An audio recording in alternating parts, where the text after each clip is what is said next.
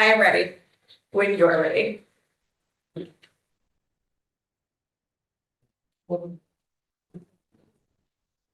I would like to call this meeting of the Narragansett Regional School District School Committee to order. If you would all please rise for the pledge. I pledge allegiance to the flag of the United States of America and to the republic for which it stands, one nation, under God, indivisible, with liberty and justice for all. As a reminder, this meeting is being live streamed and recorded and is available to view on YouTube. So because this is our first meeting after the Templeton and Phillipston town elections, our first order of business is the reorganization of the committee as required by policy. And so it starts with the nomination of the chair. Would anyone like to make a motion? Yeah, I'd like to motion Jennifer Smith to be the chair of Narragansett Regional High School District. Second. If you would like. So motion by Sean. Yeah. Motion by Sean, second by Hank. Any questions or comments? Seeing none, all in favor? Aye. Opposed? Abstained? And I say yes, so that is unanimous, including myself, voting for myself.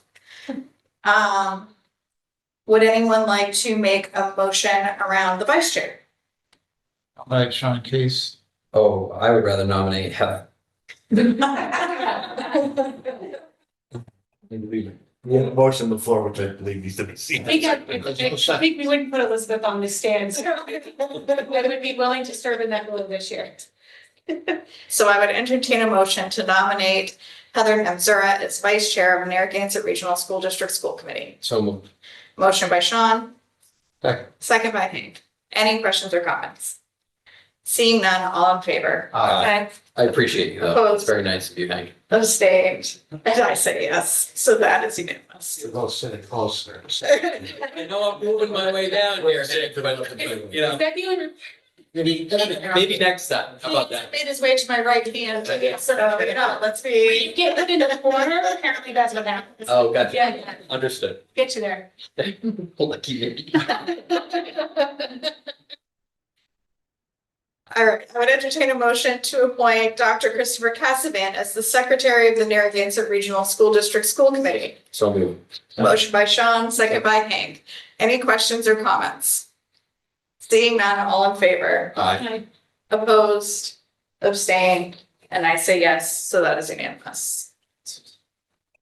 I would entertain a motion to appoint Susan Varney as the assistant secretary of the Narragansett Regional School District School Committee. So moved. Motion by Sean, Second. second by Heather. Any questions or comments? Seeing none, all in favor? Aye. Opposed, abstained, and I say yes, so that is unanimous. This one, we always have a little bit of conversation around, so the next two are CAPS and Keystones, so these are educational collectives. Historically, Dr. Cassavant has served in that capacity just out of recognition that these are often things that occur, meetings that occur during the school day, and it can be harder for school committee members to do those when they're, you know, at their other jobs that they hold. If someone has an interest in this, speak up. Otherwise, I will open the motion because Dr. Cassavant is always thrilled when nominated. I would entertain a motion to appoint Dr. Cassavant as the FY 27 CAPS district representative. So moved.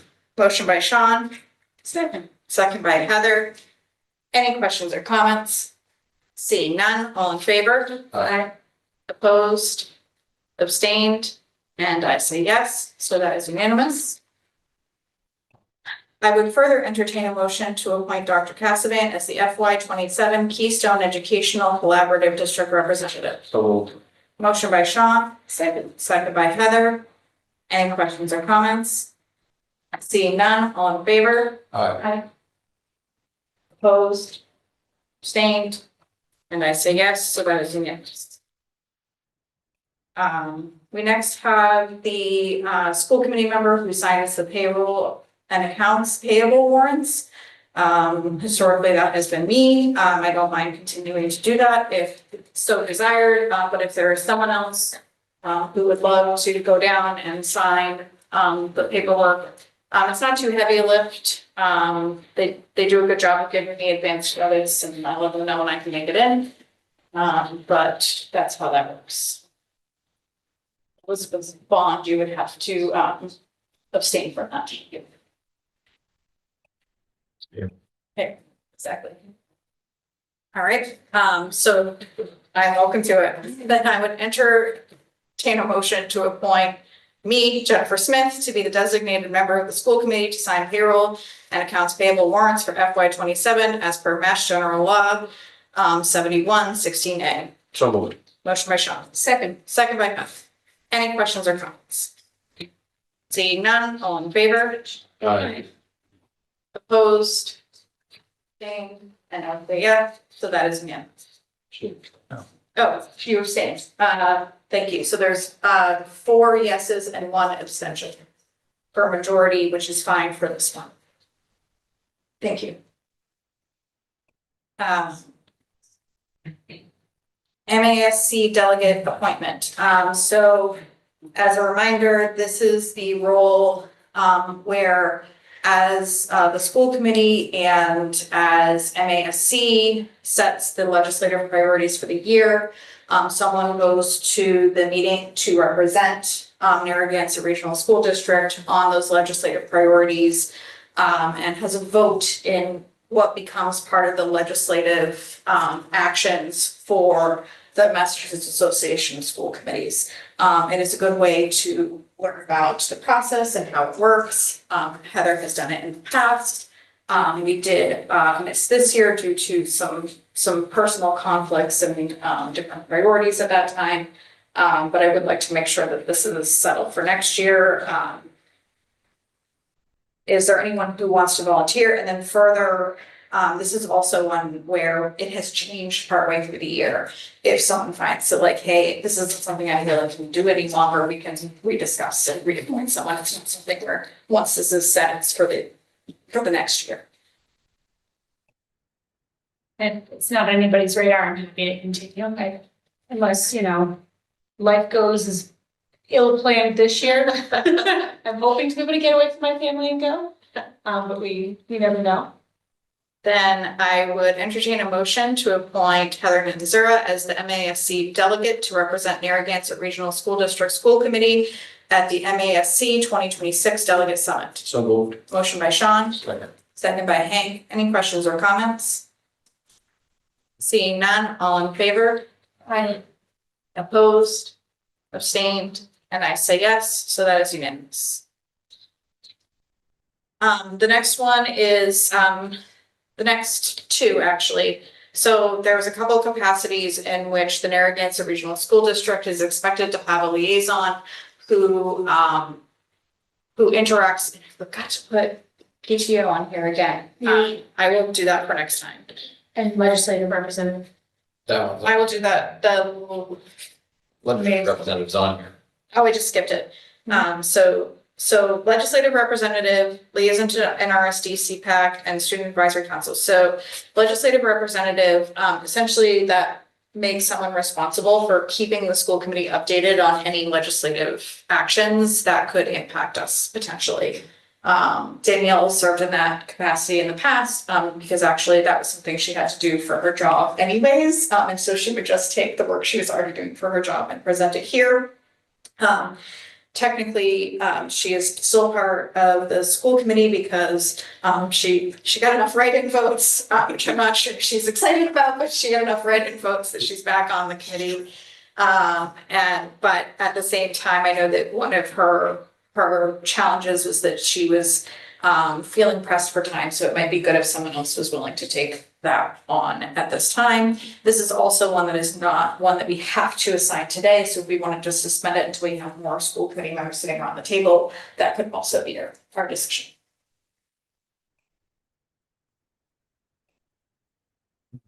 And since everyone is leaping to action, I'm gonna suspend it, but I will send out an email to let everybody know what this is. And we will need one member from around the table to sign up for that particular one. The next one is liaison to CPAC, which is our, someone help me, Special Education Parent Advisory Committee. Did I get it? So this person can attend the meetings if they're available. The other option is just to have a close connection with the person who runs those meetings and to make sure that they're reporting out to the school committee any activities they're having in this space. Often there's someone who sits on the committee who has a particular passion for special education, and usually it's that person who speaks up. Again, this is one where we can either assign it tonight or we can suspend it. It's not essential for us to continue for business. Because I know that we have Danielle from Phillipston wasn't able to be here, and we also have someone from Templeton who was not sworn in at the time. Yeah. So we have a couple more members to spread out some of these responsibilities. So do we want to attend to this one tonight, or do we want to suspend it for our next? Suspend it. Student Advisory Council, you had spoken to me on the side about being interested in this one. Is that still the case? Yeah, I think I could take this one. Okay. Yeah. So since you had already volunteered, I would entertain a motion to appoint Heather Nemzura as the liaison to the Student Advisory Council. So moved. Motion by Sean, Second. second by Hank. Any questions or comments? Seeing none, all in favor? Aye. Opposed, abstained, and I say yes, so that is unanimous. So I'll send out those other two along with details around the PTO so that everyone can consider those in the in-between. If you have questions about any of those positions, you can either follow myself or you can call central office for more information if you want to better understand. The next item does not require any votes, and I did not have an opportunity to speak with Susan about this, but I did want to start putting down, if we were to keep a very similar schedule to this year, here's what that schedule might look like, just so that folks can start thinking about dates and timelines for next year's schedule, next school year schedule. So right now we're still in FY26, but for FY27, here are some of the dates that I'm thinking of. So what I'll do, Susan, is since you and I didn't have a chance to connect on this, if you want to confirm that these work for central office by the next meeting, then we can confirm those with school committee members, but this is your official notice to let me know if there's any dates that you immediately see that absolutely will not work for us. I did try to double check against, school year calendars to make sure there were no meetings booked during school vacations. I tried to check against holidays. I am human and I am imperfect, so I know that I have missed that before. So if anyone does see anything, please don't hesitate to speak up. I also tried to note, like in January, we usually do the first and the third Thursdays. However, the first and the third Thursdays in January tend to fall very awkwardly. So like the first Thursday is like 2 days after everyone's back from Christmas break. And so it's not a good day to have a meeting with everybody trying to get back into the swing of things. So instead we try to hold it on the second Thursday. So before we move into regular business, I wanted to ask the committee if they wouldn't mind. We have a teacher to recognize this evening, and to be respectful of that teacher's time, I was wondering if you all would allow Dr. Cassavant to speak about that teacher recognition in between our reorganization of the committee and our regular business. Does anyone oppose to that? Great. So, Madam Chair, Ms. Remillard, would you come down to the seat of honor? See. Right? Yes, Sure. looking Absolutely. there. Madam Chair, so Miss Mary Remillard has been selected as a 2026 James Madison Fellow. Now, you may wonder, what is a James Madison Fellow? And I'm about to tell you. The James Madison Fellowship is an extremely competitive national award that recognizes outstanding social studies teachers who are dedicated to teaching and learning the U.S. Constitution and promoting civic engagement. To receive this fellowship, prospective fellows must apply, earn nomination from colleagues, and are ultimately affirmed in the U.S. Congressional Committee. The fellowship is a bipartisan foundation started by Senator Ted Kennedy and Orrin Hatch, provides scholarships and financial support for promising, outstanding teachers, such as teachers of the U.S. Constitution. So you may have seen a wonderful write-up in the Gardner News. I think that they did a very nice job Because we always check those for accuracy. Don't you know? Um, and so when, of course, when we had, of course, been notified that Mary had won, but we wanted to wait for the news to kind of hit the newspapers. And of course, the timing couldn't have worked out better. So we're just honestly just so proud of, Mary and all the work that she's done, but we wanted to have her here today. So of course, we could just lavish her with great compliments. But also to, if you haven't met Mary, it gives you the opportunity to do that and give Mary some time just maybe to explain a little bit of what the process was and go from there. We'll let you talk first, and then we will lavish you with praise. Okay. I started my application process months ago. I was only first aware of this fellowship because the high school principal, Colby Young, was a fellow, and that's how I became aware of it. And with his support and Molly's as well, I was granted this fellowship. It was a really lengthy application process that I told nobody I was applying to, except for Colby and Molly, because I needed letters. And it was so many essays about the Constitution. And I didn't get my hopes up because Colby also was making me aware of Massachusetts is a competitive state because of our background. But I was successful and I'm very excited. I'm going to be attending Gettysburg College from Pennsylvania because it's a fully online program. So I'm planning to start this summer with my first course. And it also has a 4-week summer institute that takes place next summer at Georgetown University in DC. So I'm really looking forward to that. I think that's all the information I have right now. Excellent. So it's a very big deal. She's playing it down a bit.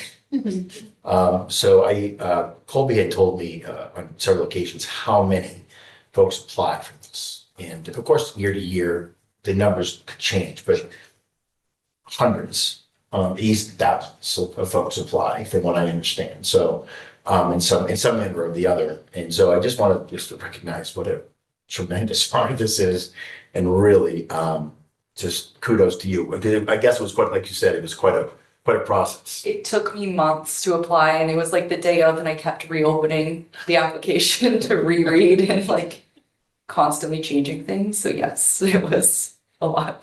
That sounds like quite a process. Well, congratulations. I mean, to first have the courage to put yourself out there like that and then pull together all those materials. That is no small amount of work. And as I recall, you also happen to, I don't know, plan some trips around here. I believe you have come and spoken to school committee about planning some trips and experiences for students. So let me just say that I see that work and congratulations to you. I hope you are celebrating. Thank you. This is a big deal. And enjoy that time. Enjoy this, special opportunity. Thank you. She has requested that for at least the next year that she be referred to as fellow. Oh, okay. So it's come to my attention that Believe that when she says it. I believe that I'm safer calling her now to call her fellow. Oh, okay. All right. It's news to me. Excellent. Check Mr. Gardner news over here as well. So. As I say, consider it so. Yes. Well, thank you so much for coming tonight. We really appreciate it and we're really excited for you. So congratulations. Thanks so much.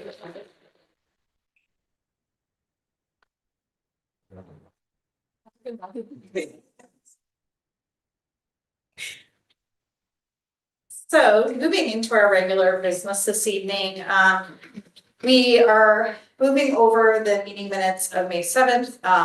Those meeting minutes are a tad longer than our typical meeting minutes with the number of folks that we had in our last school committee meeting. So we'll let Susan have a little bit more time to run through those. Which moving in, so do we have those in the payrolls this evening? I don't see any. All right, so we will move right along.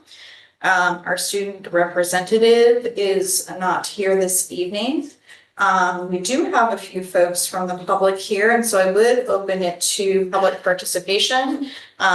Just for this evening, I will limit it to 12 minutes, 3 minutes per person or group. And just as a reminder, the way that public participation works in our meetings is that it is an opportunity for you to speak to us. It is not like a question and answer situation. So more than happy to hear from our public. I will ask Heather to be my timekeeper if anyone would like to speak.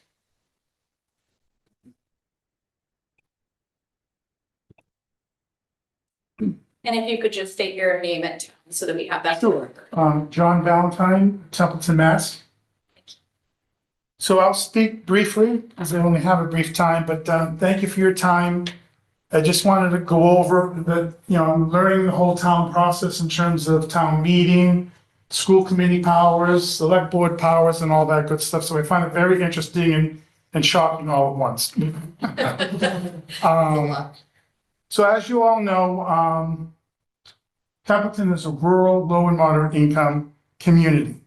Not with a limited tax base, and it's certainly not Newton or Cambridge.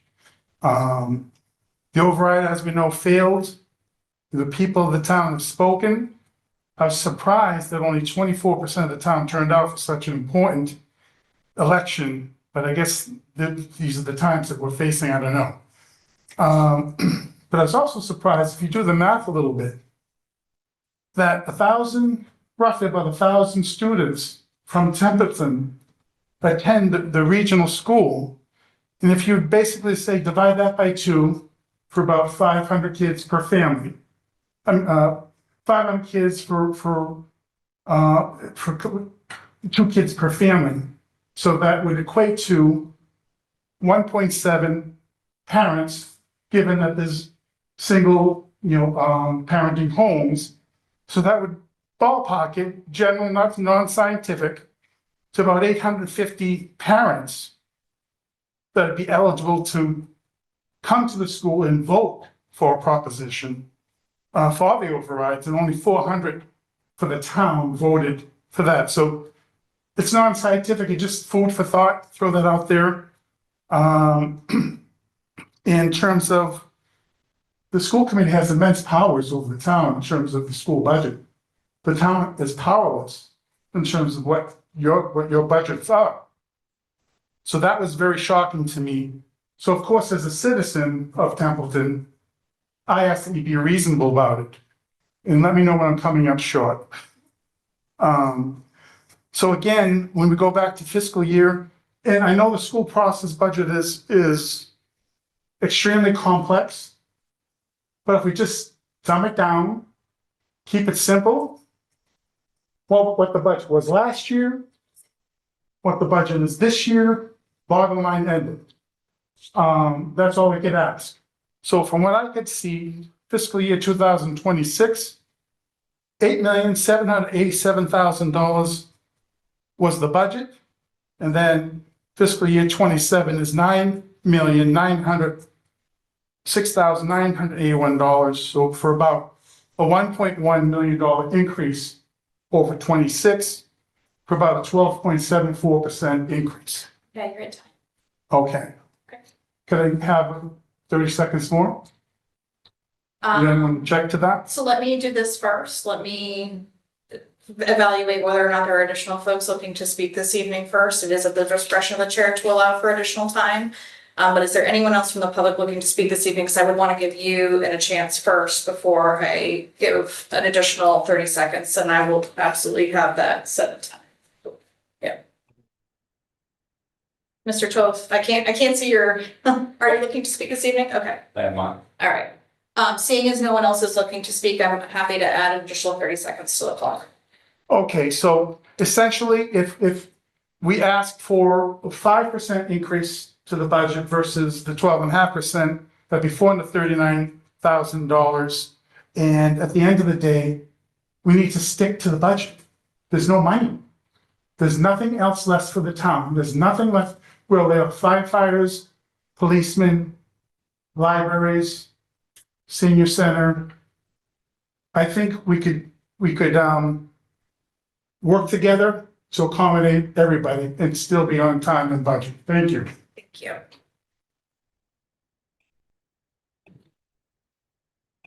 All right, so we do actually have budget updates next, so I will talk a little bit about, the letter that Dr. Casabet sent out, but first, do we have anything around FY 26? I'm thinking no, I know, Anne Marie is, still out.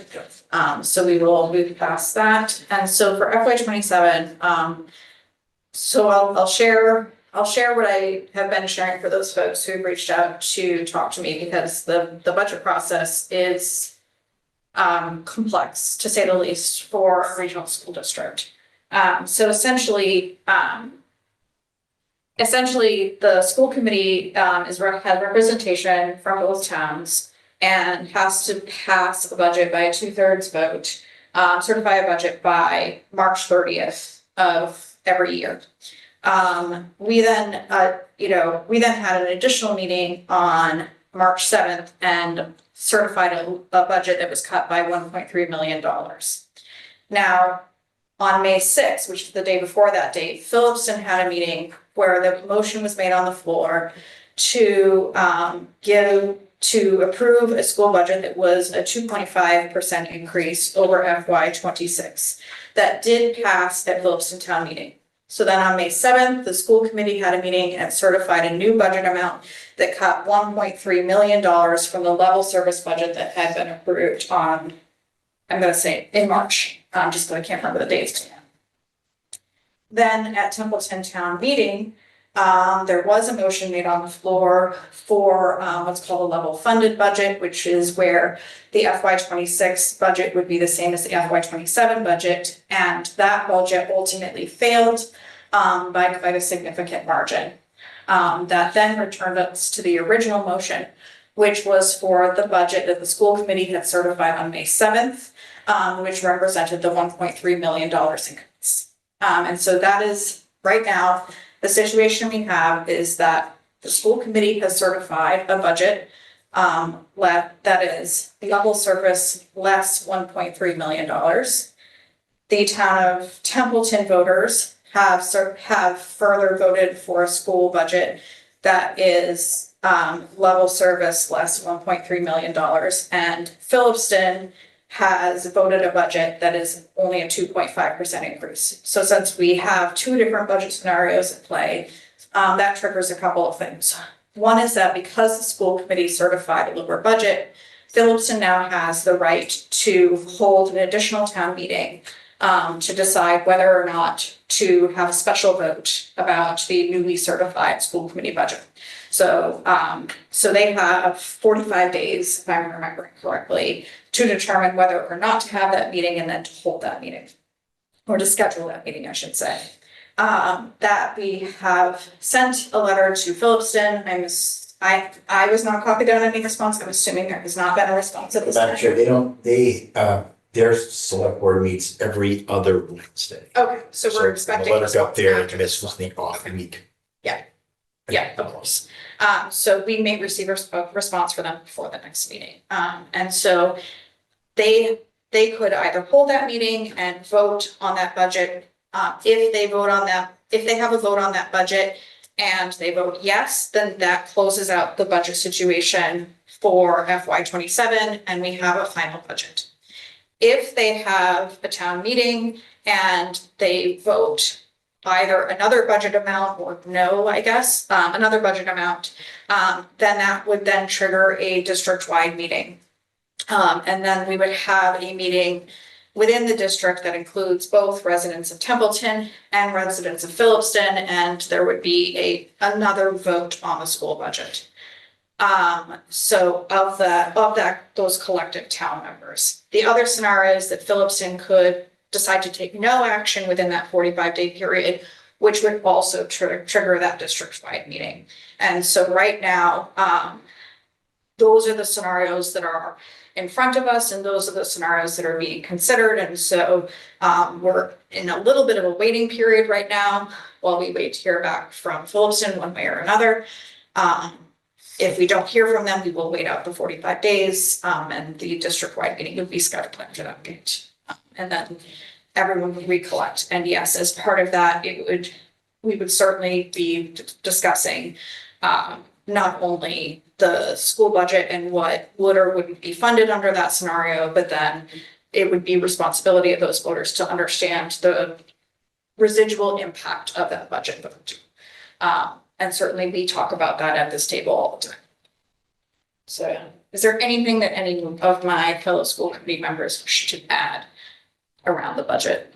That's where we are in this event. And that is the reason why Dr. Cassavant did reach out to the Gardner News, because they had indicated incorrectly how a regional school budget works, which added to a lot of confusion. And there is an abundance of confusion right now out there. And so we want to make sure that accurate information is getting to voters to understand what happens next.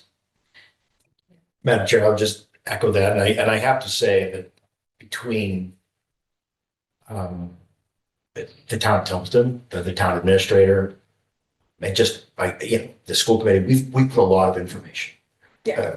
A lot, and again, I'm not suggesting that everyone should go on Facebook, should be on Facebook, but if Facebook is the kind of the place you gain some information, there was a lot of information pushed out there, and I'm talking about legitimate information, like this is what this is for, this is what this is for, this is what this is for.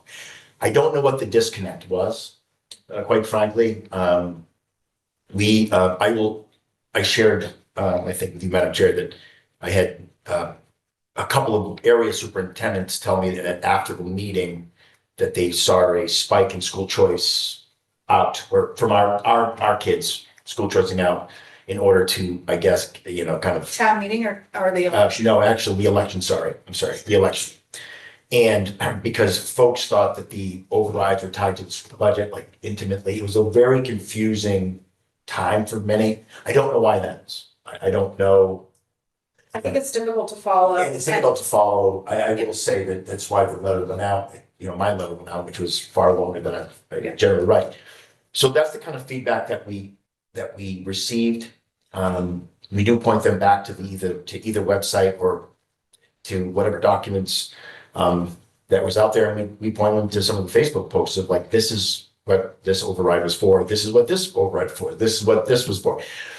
So it just stands as another example of just putting out, I guess, more information, clearer information. We're not quite sure what the answer is all the time. I would say, and I don't speak for town administrator or town of Templeton, but I think some folks were confused.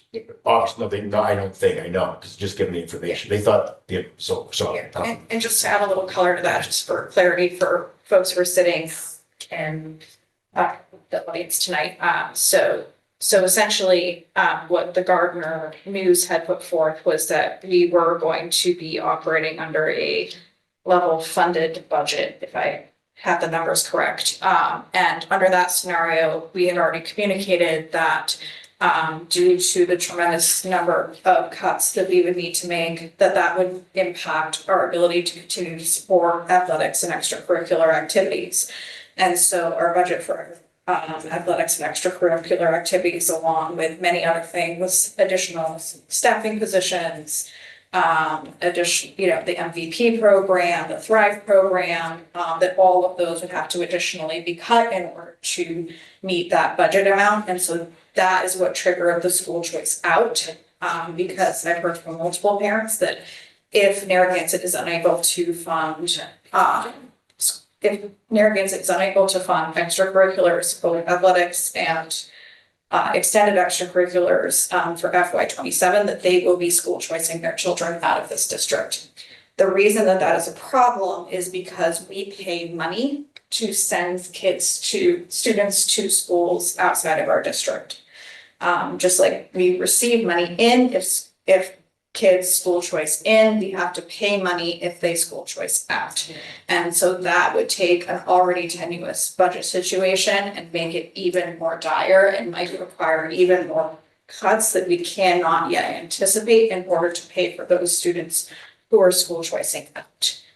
And so that is absolutely something that goes into our decision-making about what budget we are certifying as a school committee because of those extended financial situations that become very difficult to predict. And let me tell you, there are schools around us who are actively advertising to be a school choice destination, like having open houses to try to attract students to school choice into them. So there is no lack of other school districts that are willing to take students in a school choice situation because they would happily take those additional funds into their schools.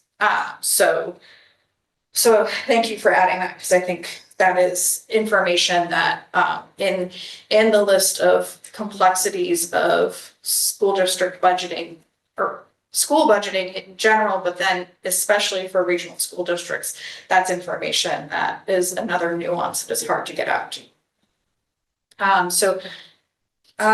Moving on to anything else for FY27 budget? No, not from our. Okay. So Anne Marie is not here this evening. I do see some attachments on the business manager's report. Is she hoping you're going to go through this in her stead, or do we want to just suspend that until? Yeah, she said that it's pretty much. It's pretty much in there if we want to go through it. Yeah, All right. specific. So for knowledge of the folks sitting at this table, so what I'd suggest is go through. I'm just gonna remind, I forgot just to put this reminder out at the beginning. Our camera does pick up everyone's conversations, and it will be on YouTube, so just an FYI. So the items in here, if you go through them, and if there are any questions for Anne Marie, you can certainly follow up in the in-between, when she's back online, or conversely, we can suspend those questions for our next meeting. Okay, speaking of school choice, we have some additional discussion around school choice for next year. So just to remind everyone, every year around this time, we take a look at what potential openings we have for school choice, for students to school choice into the district. This is just part of our yearly process.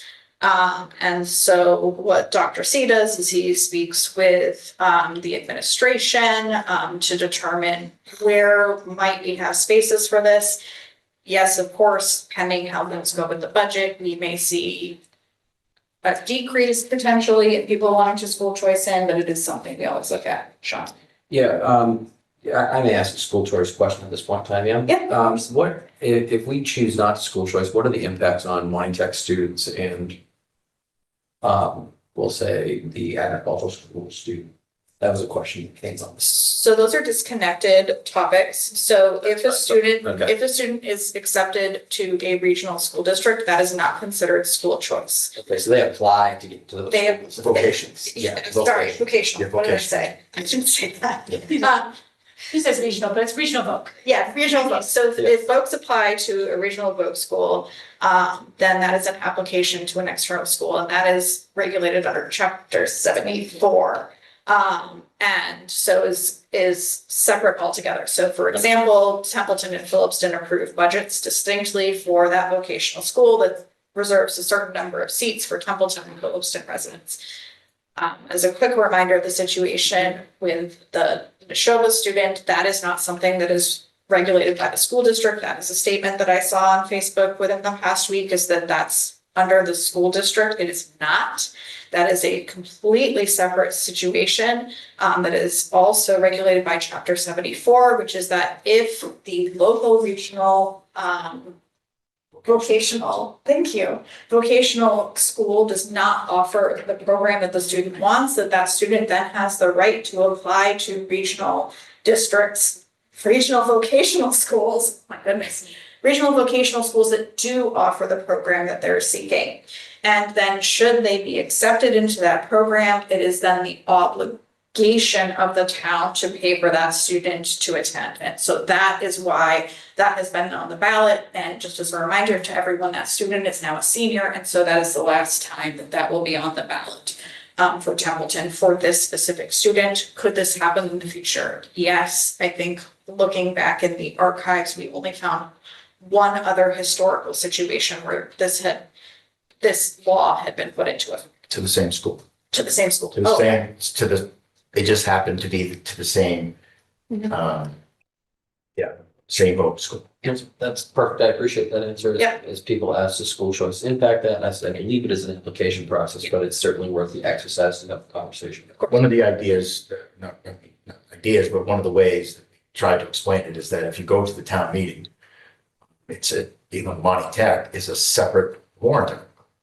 So, meaning that it's an appropriation to, because Templeton is part of the, the net that, Monty Tech offers, right, services. So it's a whole other appropriation. So it gets confusing because when people go to different schools, they just seem to think that it's just automatically school choice. When it comes to vocationals, it's not. And I also just want to add that truly the agricultural, aspect of it is where we see this coming, because Monty Tech offers everything and anything that any other, I'll say traditional vocational school, if there's a better word for that, I apologize. It's when it's the agricultural piece is what Monty Tech doesn't offer at all. And so this is where it gets into that, into this type of situation. So if someone were to come and say, look, I want to be an electrician, but I don't want to go to Monty Tech. I want to go to name a vocational school. They don't have the right to do that because Monty Tech offers it. It's if they, like, as you said about a chair, if they don't. So it boils down to the agricultural part. yeah. Thank you. I appreciate it. So looking at school choice in for FY 27. So, thank you, Madam Chair. So it's obviously this is a year in which it's on many levels, almost honestly, never, budget aside. It's one of those situations where it's kind of a, thread the needle. So as I've said on many occasions, close to a decade ago, if not more, X amount of teacher salaries were put into school choice. Okay. And so they've lived there for a decade or so. And so they are being paid out of the school choice revolving account. So we've always had an excellent ratio, school choice in to school choice out. I harken back to the days we had 250 school choice kids in and 90 school choice kids out. I mean, back in those, ways. That is, of course, not the case any longer.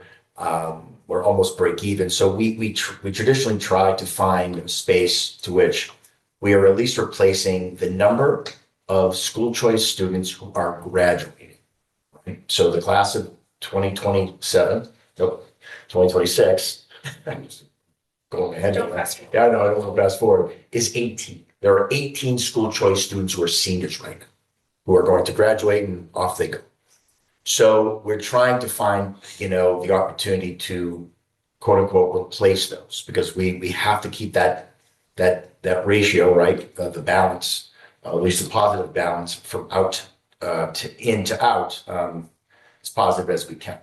So going back to the budget, obviously what we've had to look at is, okay, the elementary school is not something that that I'm willing at this point to even discuss, just given that if the budget should not pass, that if 5 or a total of 6 elementary teachers would be cut, and those numbers would be high just in general. So without any kids being added, class size would be around 26, 20, 27-ish, depending.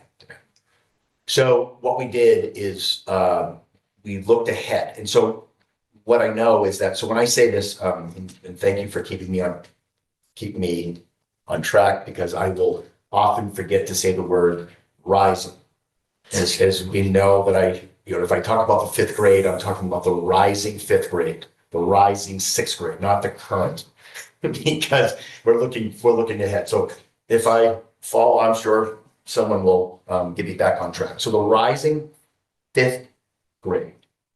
Rising 5th grade currently has 104 total students in it. When we look at what the middle school numbers are now, right, in the middle school, they're around about 115 and one is closer, well, is over 120. So we would, I recommend that we add 8 school choice students to the rising, which is the class of 2034. So the rising 5th grade, the class of 2034, add 8 to that. As again, I just said that there is approximately, when I say approximately, it changes sometimes daily, but there's 104 students. Right. The rising 6th grade, which is the class of 2033, I recommend that we add 8 to that group, to that class. And traditionally, what we always do is we look at the rising 9th grade, because inevitably what happens is that, well, at least 20 or so kids go to Monty Tech, if nothing else, right? So we know that we're going to lose 20, 21 kids to Monty Tech. And what we try to do at that point is not student for student, but certainly that gives us an opportunity to add school choice students there, seats there. And I would recommend at that point 10 to the rising 9th grade, which is the class of 2030. With the caveat that if in fact, and the other variable, of course, is the apartments. We don't talk about it much because I don't want to make that a political football. It is what it is, and we don't know exactly. We're not going to sit there and and make up numbers of what the population of humans that will be there. But that is something on our in our mind, and so we have to balance that. And so, regardless of where or how many students there, we feel comfortable that we would be able to absorb them at any grade level. Of course, if the budget doesn't pass, it creates a different or dynamic at the elementary because we'll already be at pretty high class, student per teacher levels. But that's why it's prudent not to even consider that right now. And if the committee would want to take that up, I wouldn't recommend it unless the budget passes and those positions are back, and then we can talk about what the class sizes are at that point in time. Just to kind of I always generally give this, because somebody usually always asks, that the current number of school choice students in the elementary, that's like classically school choice students, there are only 10. There are only 10 school choice students out of a total of, as of May, 559. 549, pardon me. So there. Yeah. Questions? Now, you might say, well, that's more than 18. 10 plus 8 plus 8, that's more than 18. What we know, especially in the 9th grade and in other grades, we already have kids who have already committed to private schools, to some students are school choice here now, and we know that they're going to go back to I'll call them their home schools, right? They're where they live. We know this. They don't show up on the school choice reports because, they'll disappear off their school choice in records, but we know that those kids have already notified or talked about, their parents have told us. So just, to repeat what Dr. Cassavant said, we do vote these in because we do have quite a few things that are still funded by school choice. And so we want to make sure that is funding that we preserve. It's always something we're looking to eliminate, to, move it so that it's not, I'm going to say, ongoing items, but rather one-time items that get funded out of that. But it's a long-standing process, and our big achievement was moving insurance out of school choice. But it's continuing to be a financial process and to move things into the general fund, and this was certainly not the year for that. So I'll put a motion on the floor, and if is there any remaining discussion that we can have at that time. So I would entertain a motion to, to approve school choice openings as recommended by the superintendent, including 8 for rising grade 5, 8 for rising grade 6, and 10 for rising grade 9. So moved. Motion by Sean, second by Heather, for clarity, that is for the 2026 to 2027 school year. Any questions or comments? Seeing none, all in favor? Aye. Opposed? Abstained? And I say yes, so that is unanimous. Mostly for our newest member, so the rest of us, have some awareness and exposure to this. But Elizabeth, we do that during June, every year, we do an evaluation of, aspect. This year will be the formative assessment. Am I remembering that correctly? Formative, because we did a summative last year. Okay. So this will be the formative assessment, which is, I'm gonna say the 2-year check-in, 1-year check-in, thank you, sorry. The 1-year check-in, and then it's the summative for the 2-year, and that aligns closely to the goals that are set by the district. And so it is a public process, and so what I typically do is put together, so Molly and Dr. Casavan put together materials for school committee members to review that showcase the exact work that's been done against each of those goals. It is up to the school committee to review those materials and give feedback as to how sufficiently Dr. Casavan has delivered against each of those goals. In the formative space, it's recognized that those goals have not been fully realized yet. There's additional work to be done, so just keep that in mind. We do include a space for new committee members to say basically too new to respond, understanding that you are drinking from a fire hose when you first get onto this committee. There's a lot to learn. And so some of our school committee members, new school committee members, choose to just not add comments at this time, but we do encourage them to review the material because it helps them get up to speed on a lot of activities here at the district. Other times they choose to respond. I accommodate both. We then go through that in public. I do share all of the feedback publicly because that is part of what we are expected to do. And then there's a conversation with Dr. C.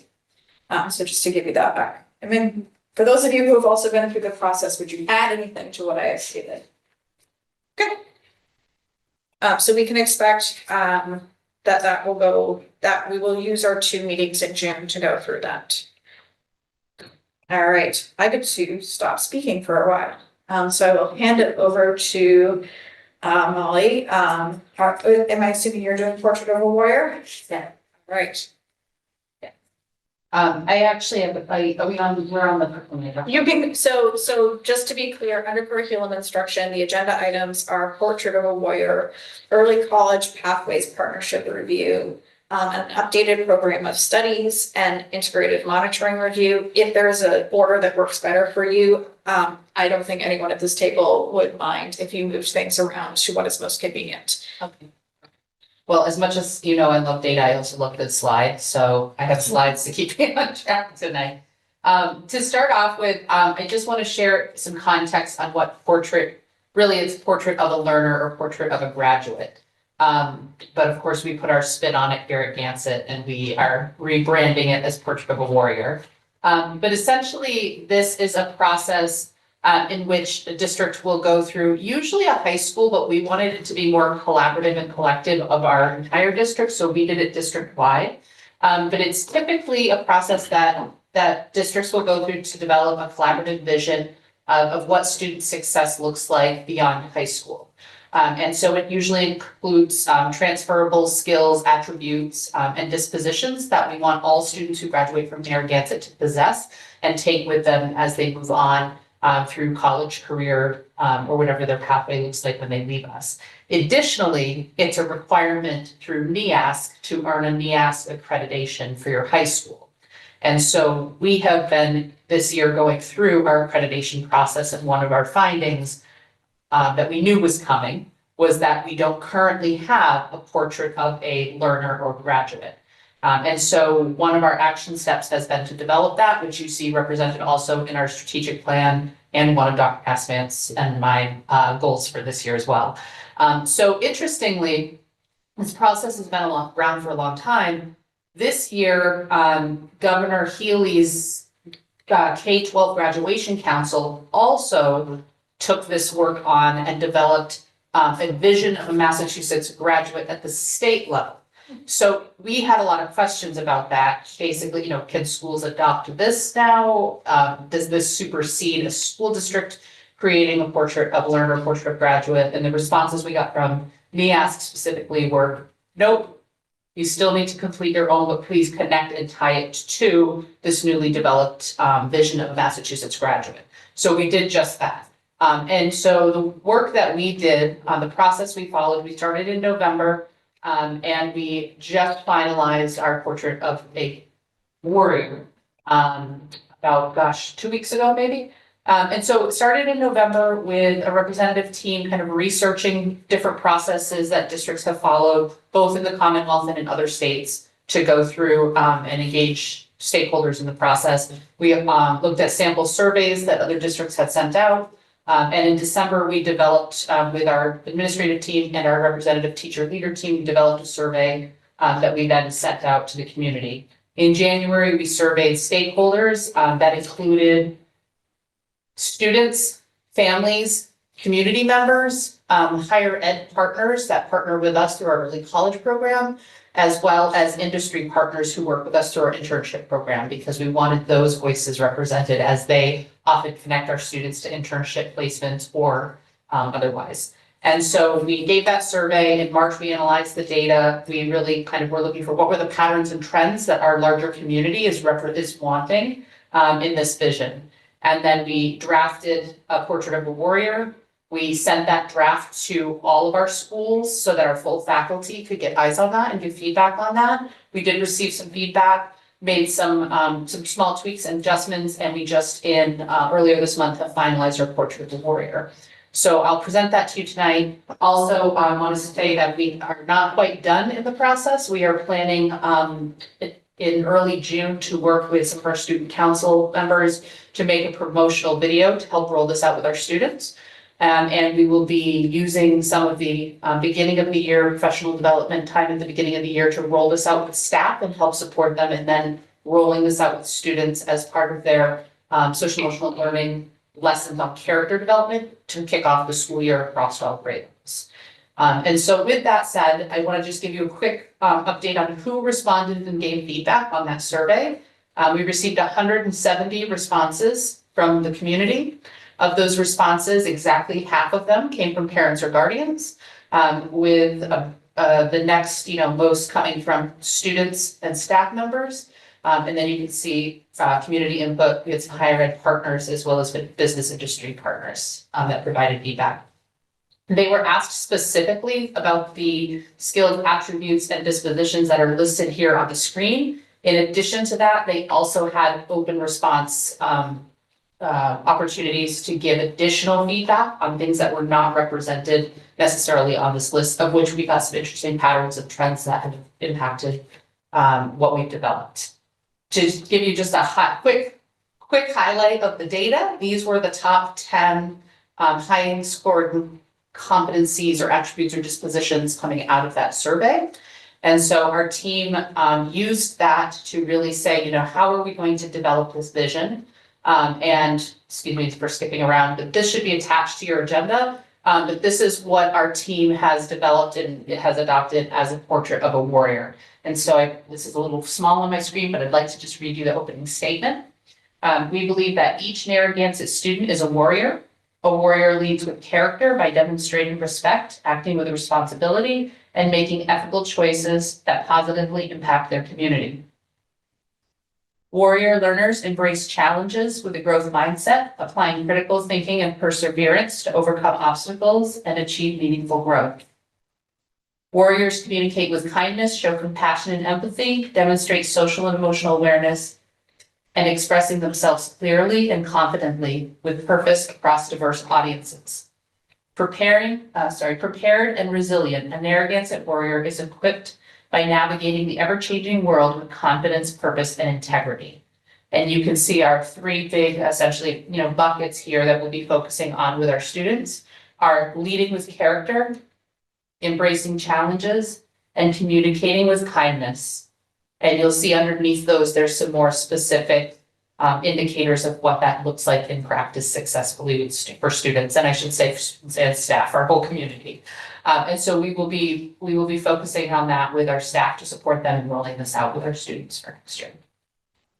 And we will be checking that box for RDS accreditation on top. So I do want to just give space for any questions or feedback.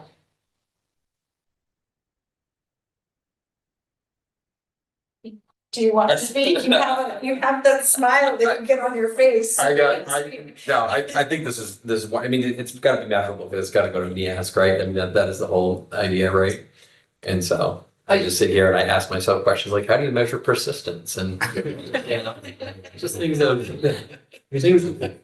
that nature. So this is great. I'm excited to see what the 5-year term. We've actually had we started some conversations around that with our teacher leaders. And one of the things we talked about doing to help develop the rollout is thinking about when we are introducing this, how do we create this in the term of a learning target with measurable success criteria so that students know what actions are associated with these dispositions. So I appreciate that you brought that up. Because we have started that conversation with our teacher leader team to say, how do we make this more tangible for students as well? Excellent, thank you.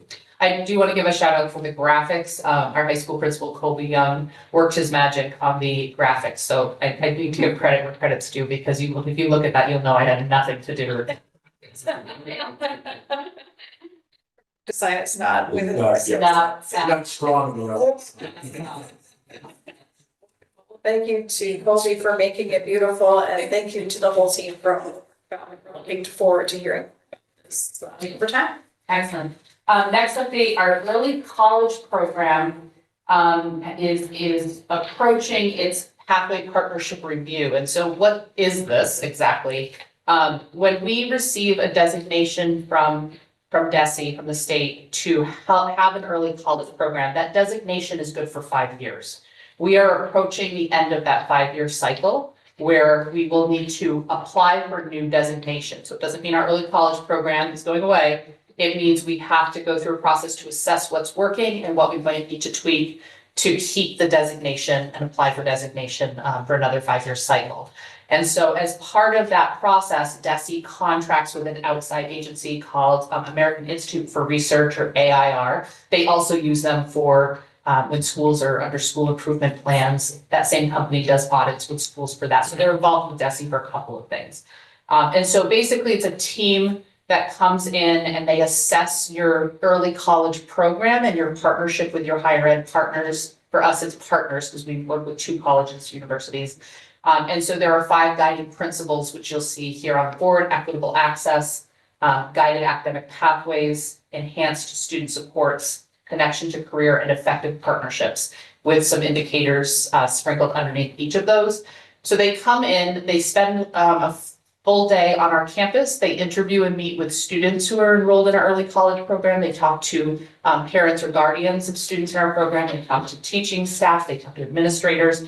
They meet and talk with our higher ed partners. And they really are trying to assess these 5 indicators or areas.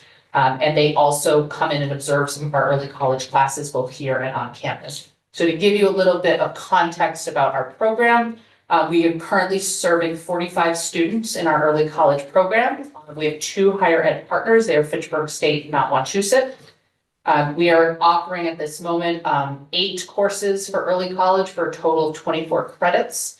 And those courses are offered through 3 pathways. They're liberal arts, information technology, business, and finance. We do have an MOU with our teachers union that we will not offer any courses through early college that would compete with courses we currently offer through our program of studies, to avoid any conflict where students are going to be taking college classes in lieu of a course with teachers here, essentially. Currently, the instructors are all employed by the 2 colleges, our higher ed partners. We are now providing classes for students here on site in the Kiva, as well as a few courses that some of our students have the option to take on the college campus, and they happen during the school day. This is very much a summary of a lengthy report that we received from our review. But essentially what you'll see here is that we are marked green or establishing in 4 of the 5 indicators. So we are meeting the expectation for the majority of our early college program. Where we have a little bit of work to do, where we're developing, is in equitable access. And so while I would prefer to just talk about all the great things happening, I want to tell you why we are developing in that area. One of the things they look at, one of the indicators for equitable access, is looking at the demographic data for the students who are enrolled at early college in comparison to our district's overall demographic data. And we have a gap in 2 areas that they've highlighted. One, you can see right here, low income. We do not have the same representation of the percent of low income students enrolled in early college as we have as a district. And also students with disabilities, we have a lower population of percent of students enrolled in early college that doesn't necessarily match with our representative population. What's interesting is our program is designed with 2 main goals in mind. One being support first-time college goers. The second was supporting students with disabilities. So we recognize that we do have a gap there, and we are working through our enrollment processes and through our outreach to students and families to try to target those populations a little bit more intentionally. The other piece of feedback we received, which is not something we have direct control over, is we received feedback under this area that some parents and students reported that the application process was challenging because depending on if they're taking courses with Fitchburg State or Mount Wachusett, the applications are different because they each have their individualized applications to enroll students. And so we've given that feedback to our higher ed partners, and we're seeing if there's some ways we can align their application process, but those are applications that are separate from the school district. So it just caused a little bit of confusion because they were organized differently or asking for slightly different information. Any questions about our process? No, I just want to say that I appreciate that, you know, we celebrate things that are big achievements here, like our teacher. But then we also sit down and talk about, you know, hey, where's an area that we need to improve and what is it that we need to be working on so that we are focusing our time and attention to create those equitable opportunities. I see you had a question as well. Yeah, this data is based on second 2 years, 11 and 12, or This is say that again? so I'm trying to figure out, is this just data based on the senior year of high school, or? No, this is our junior and senior That's what I meant, population yeah. because we serve 11. juniors and seniors in Yeah. the program. Yeah, thank you for asking that. Yeah. And I would add too that we will be using the feedback to support our application. So next year we'll be needing to apply for a new designation for the early college program because we received the designation in February 2025. So there'll be a team of folks here that will be working on that application process with our higher ed partners. They've been incredibly supportive of our work to apply and to reapply. So looking forward to that. In addition to that, I feel like this is review heavy, but this is just an FYI. So every 6 years, caveat, every 3 years really, DESE goes through a monitoring process for all public school districts to monitor your integrated systems. And so what's now called the Integrated Monitoring Review, or IMR process, our district is approaching that next year. And so what that means is it means that the district has to collect and submit a variety of information related to civil rights and special education. And we have to show what our policies or practices or documentation is in relation to a set series of criteria for each of those. And so the civil rights indicators we are submitting by the end of May this year. So I'm leading that work this year. And we are on track to get that submitted. We are collecting information about student time on learning and what's in our handbook and our athletic policies, our facilities, things like that. Next year, they will be on site to review our special education program. So we will be submitting indicator information related to special education practices and policies, as well as student records. And then they come on site, they review student records here, and they follow up on anything they have questions about with what we submit. And then the outcome of that is they give us a report on whether or not we are meeting those indicators. And if we are not, we have to put an action plan in place to make sure we are in compliance for civil rights and special education indicators. So I'm just giving the committee that information because we are mid-process right now for assessing and updating where we are with civil rights, but that will be, coming up next school year. Any questions? Okay. Program of studies. Lastly, in your packet, you have a revised program of studies document. I know the committee has already reviewed and approved our program of studies, and as I was presenting it last time, I realized in the moment that I forgot to add some updated descriptions for potential new courses for next year. So on page 39, what you'll see is the addition of 2 course descriptions for plumbing courses. One would be for plumbing for grade 11 students. The second would be for plumbing for grade 12 students. While we are still unsure of whether or not our MVP program will continue in the same capacity and if we will be able to add plumbing next year, because of the advanced preparation it takes for us with schedules and enrollment of students and things like that, we would need this approved in order for us to move forward to plan as if we were going to be offering plumbing next year. We are on track with the grant. We have completed our component of the grant, and Desi will be on site at Monty Tech next Friday to do the facilities tour and look at the physical space, which is the last step in the grant process to earn the plumbing designation for MVP. And can you just remind us what that grant covers? Because I know that there's some things in MVP are covered by a grant, some things are not, depends on which year you're in the program and so forth. So the grant right now is actually it's called a grant, Desi calls it a grant, but it's not a grant that has any money tied to it. The grant is for a designation. The designation allows you to operate the program. If we receive the designation, we then become eligible to apply for what's called the implementation grant, which does have money attached to it. And we plan to write that if we receive the designation. That money would be used primarily to help fund the teaching position here that provides academic instruction to students when they are on their campus week here for academics, while the other cohort is at Monty Tech receiving voc tech instruction. It'll also include funding to help support the implementation costs for Monty Tech to get teachers up and running, because they're hiring new staff to get that program started as well. And there's a little bit of funding, we believe, that will be set aside for us to apply for to support materials costs to help with that. So on the Monty Tech side, that's a lot of equipment, right, to get a plumbing program up and running.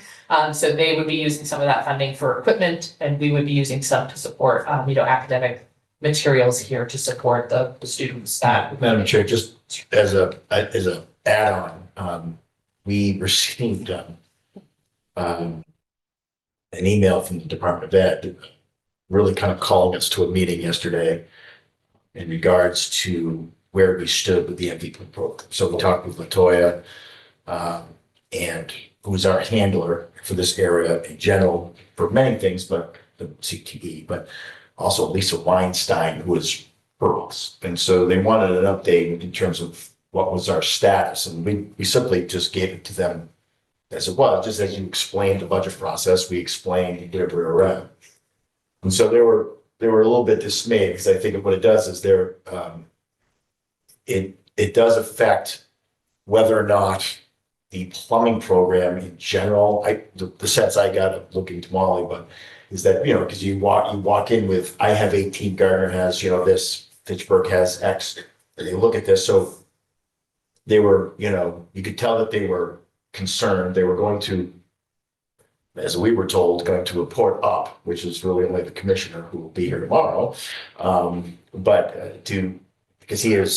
this isn't his project, but he really is invested in diversifying just our, becoming more of a collaborative in these areas. So we had a conversation. I want to make sure I was going to say in my superintendent's report when we got into things, but it was about an hour conversation. They understand they understand where we're at and that they'll hold on until, well, they have to, in order for us to, So, whether we're gonna be part of it. so just to repeat that back to you, am I hearing you correctly that if for any reason we have to cut MVP and can no longer participate in funding, that it actually places the larger program at risk? They didn't go so far as to say that. I don't wanna, yeah, they. Because I want to make sure I'm Because the understanding. application, Yeah, we all had to obviously put in our application, so as they figure out at the state level, X amount of kids from Narragansett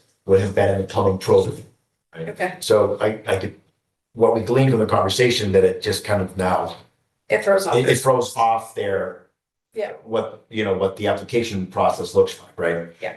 So, no, I didn't get the sense that it would absolutely Okay, tank thank you it. for clarifying, yeah. They just wanted to make sure that our seniors were going to be, our rising seniors were going to be able to complete Yes, the program. I think that truly was one B of their important, kind Of of course. questions to ask. So we did that yesterday.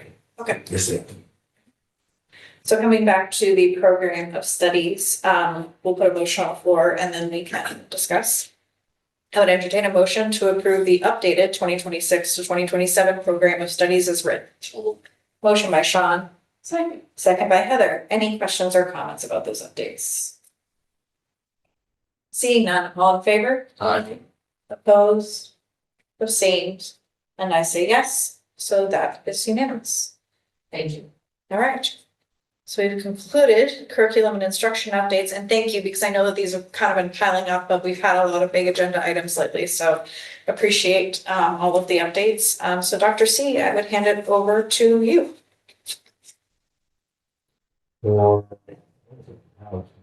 Oh, I know you're big when you move to the front. Yeah, I know so, senior week is coming up. yeah, so we've got senior week, everything's gonna happen in the next week, starting on Monday. So we've, the seniors had technically their last day of school was yesterday.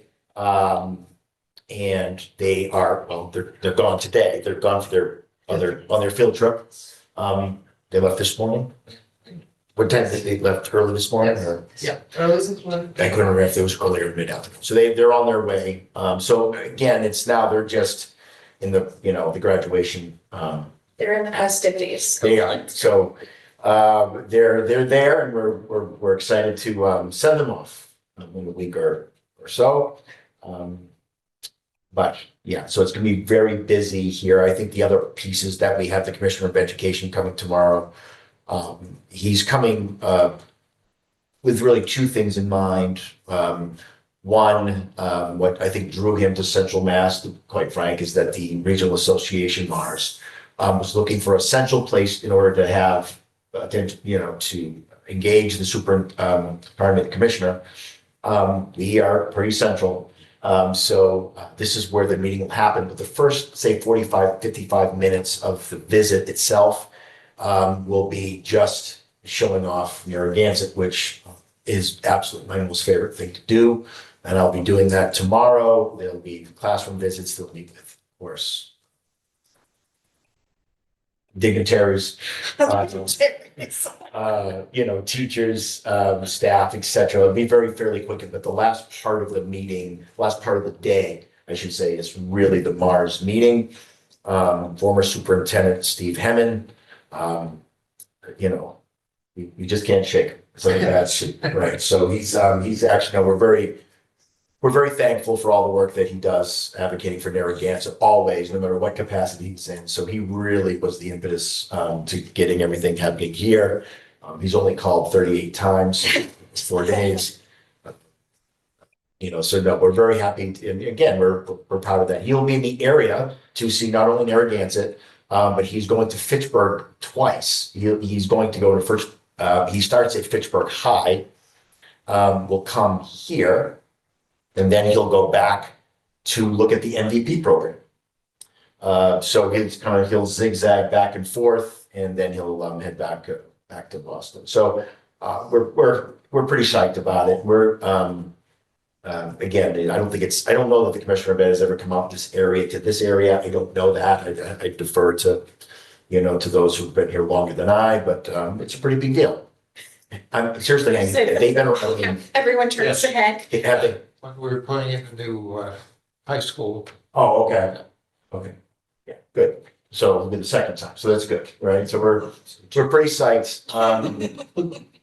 And again, I'm trying to think of, oh my gosh, the Memorial Day. Gosh, of all the things, right? So most important thing is Memorial Day. So normally we have it all in one day. Usually we have the elementary version, which is, hundreds of people go out onto the athletic field, and of course our kids come, from the elementary. So, and then we have really, I think it's a very memorable and beautiful ceremony in the high school gym for the middle and high school. So the middle and high school the Memorial Day program will happen tomorrow, traditionally, as it does traditionally, I should say. And then on Tuesday, the elementary will have their moment there, as I described. And folks, we're very candid with people. This letter went out months ago, but why we did this is that we just did not want, with all the folks who are coming here for all the different reasons, it's just too busy for our little area. The police have a difficult time enough for folks parking all over the place for the elementary. So figuring we split them up, giving as much parking space as humanly possible. And so when I say we're excited, we all understand what Memorial Day is for, and our kids absolutely, Mr. Toth has been probably part of several, more than some of those, know that our kids absolutely do understand the difference. They understand the importance of Memorial Day. So it's one of the most proudest, as far as I'm concerned, the proudest I am of this district when we do recognize both Veterans Day, but especially Memorial Day, because we do it absolutely correctly here. So we have a busy, let's call it 10 days ahead of us with all kinds of different things. Thank you for. Thank you. I know, my daughter is busy, memorizing her poem. So, and I know your daughter is doing the same. Our daughters are in the same class. So there's no surplus items this evening, so we will pass over that. I do not have any items not reasonably anticipated.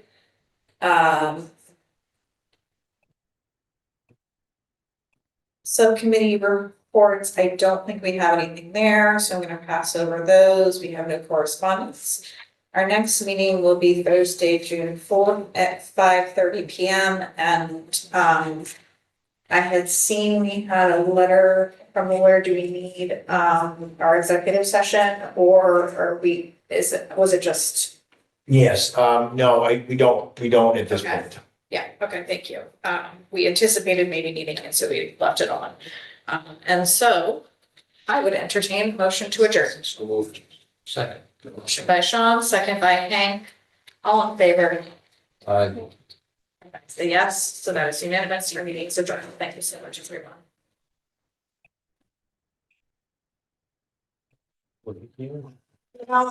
I'm back to my monthly meetings.